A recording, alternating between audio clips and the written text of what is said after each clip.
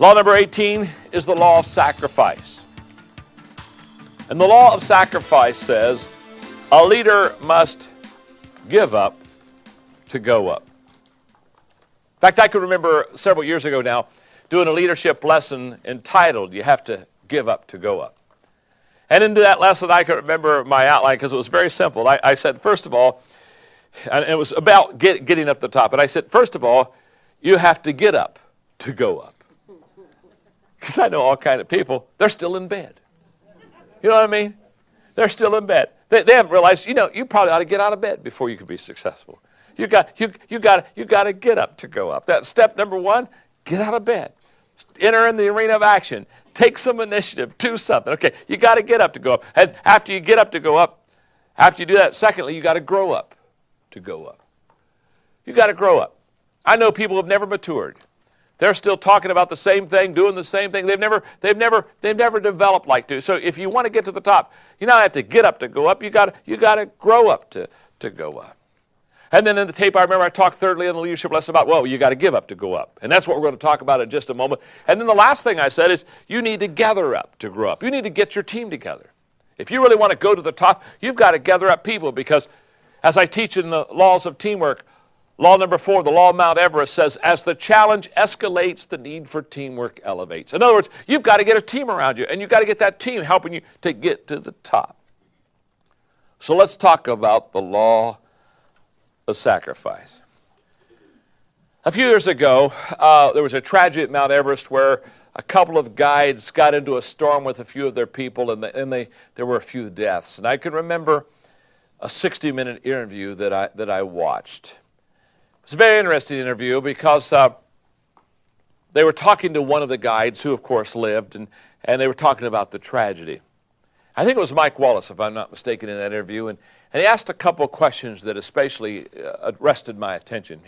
One of the questions he asked was, why do you risk your life to take people to the top?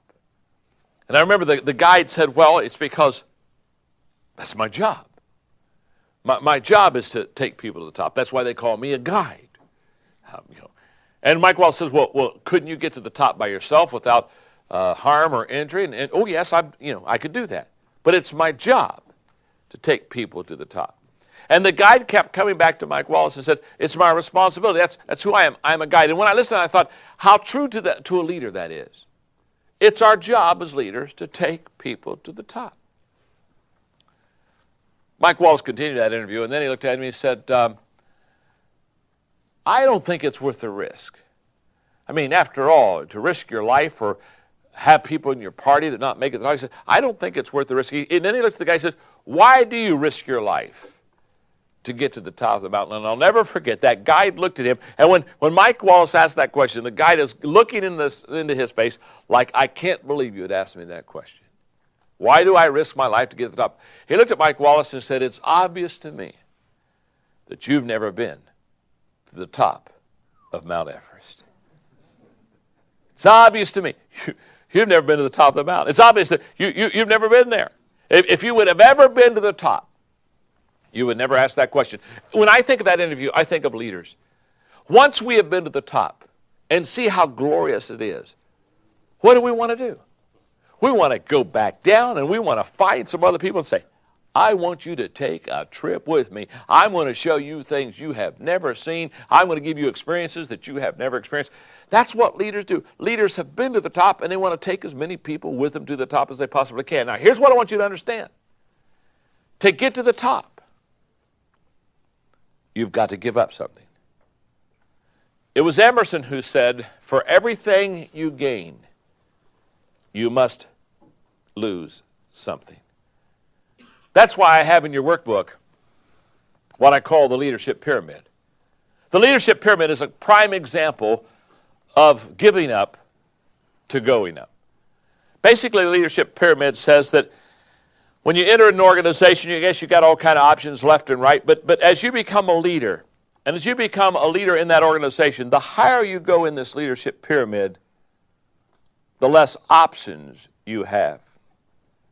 Now, I want to say that I teach this leadership pyramid all the time. I think that most leaders, and I think a lot of leaders in corporate America and in leadership organizations around the world, do not understand the leadership pyramid. For example, I run into leaders who all the time think that the higher they go, the more options they should have, the more perks they should have. I don't think so. I think the higher you go, the less options you have. I think that the greatest leaders are what I would call servant leaders. They're leaders who understand that they're a leader to make it better for the people. You're not a leader to make it better for yourself. Now, if you're a good leader, it will be better for you because you'll have the joy of taking people across the finish line. And there's no greater fulfillment and joy than that. So if you are a leader and you're taking people across the top, it's going to be very good. But what I want you to understand is this. You don't lead because of perks. In fact, what I have found is this. Most leaders, they become leaders because they like the perks of leadership, but most people have not counted the price of leadership. What you're going to have to give up, what you're going to pay. My dad taught me when I was just a kid. He said, John, pay now, play later. That's the way it works. And he said, if you don't pay on the front end, you don't get a play on the back end. In fact, he said, oh my, I'll never forget this. He said, John, the longer you wait to pay the price, the higher it becomes. So learn quickly, pay on the front end. And I'm saying to each one of us today, as we're teaching this principle, the law of sacrifice, what we've got to do is we've got to understand that we have to pay on the front end. There's a price to pay to be a leader. It's not always easy. It's not always fun. In fact, when I teach leadership, one of the things I'm most concerned about is, why do you want to become a leader? Do you want to become a leader because you think there are a lot of perks in it for you? Or do you want to become a leader because you want to add value to people and take them to a higher level than they could ever go on their own? So let's go to the workbook. Because there are 3 sacrifice statements that I want to make. Number 1, there is no success without sacrifice. Let's just start there. You say, John, what do you mean? What I mean is, there is no success without sacrifice. There's not an escalator waiting to take you to the top. Quit standing outside waiting for the chairlift to take you to the top. Nobody ever got to the top of a mountain and at the end of the day said, oh my goodness, how did I get here? Instead of saying, I just took a stroll and the next thing I knew, I was on top of this mountain. No. You can fall off the top by accident, but you can't roll to the top by accident. If you get to the top, it's because you gave up something. And let me tell you something that all experienced mountain climbers will tell you. Before they take that big trip to the top, the main question they ask themselves is, what are the essentials I must take with me? Because they know anything except essentials will be a detriment to keeping them from what that goal is. So when they get ready to go to the top, they don't back up a U-Haul truck and say, I'm going to throw this stuff in the truck. I may need it while I'm up there. No, they give up. They give up to go up. So there is no success without sacrifice. Number 2, the higher the level of leadership, the greater the sacrifice. That's a fact. The higher you go in your leadership, the more you'll give up. I remember thinking when I started off in my career, in my business to go to success, I remember thinking in the very beginning, boy, I was willing to do anything to get to the top. Of course it was. I didn't have to give up anything. Hey, when you have no money, it's not hard to give it up. When you have no position or reputation, it's not hard to give it up. You say, well, why was I so foolish as a youth? You weren't foolish as a youth. You didn't have anything. But as you grow higher, one of the reasons many leaders never get to the top is because as they go higher, they get more stuff. And they have to make these trade-off decisions that become very difficult for them. The third thing I want you to know about success is you have to give up to stay up. You not only have to give up to go up, once you get on top, you have to give it up. The reason most sports teams can do consecutive world championships is because after they win their first world championship, all the players go on the chicken banquet tour. And they spend the next year getting fat, telling everybody how they did it last year. And you don't reproduce yourself by telling your story. You reproduce yourself. You stay on top by giving up continually. About 5 years ago, I did a lesson that really fits this whole law of sacrifice. It was entitled 10 Trade-Offs Worth Making.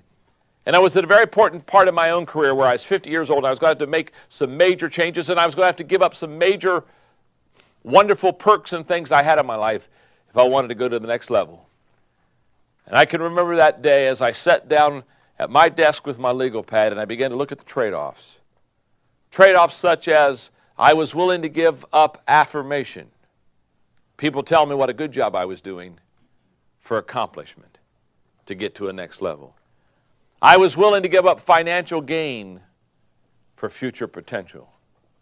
I was willing to give up immediate pleasure for personal growth. I was willing to give up the quantity of life for quality of life. I was willing to give up security for significance. I was willing to give up acceptance for excellence. I was willing to give up addition for multiplication. I began to work through all these things I was willing to give up. And I can remember making the conscious decision to keep on going. But I also remember, as I looked at that list, I realized that the higher you go, the price gets higher. That's why many people get about 2/3 of the way up and never climb any higher.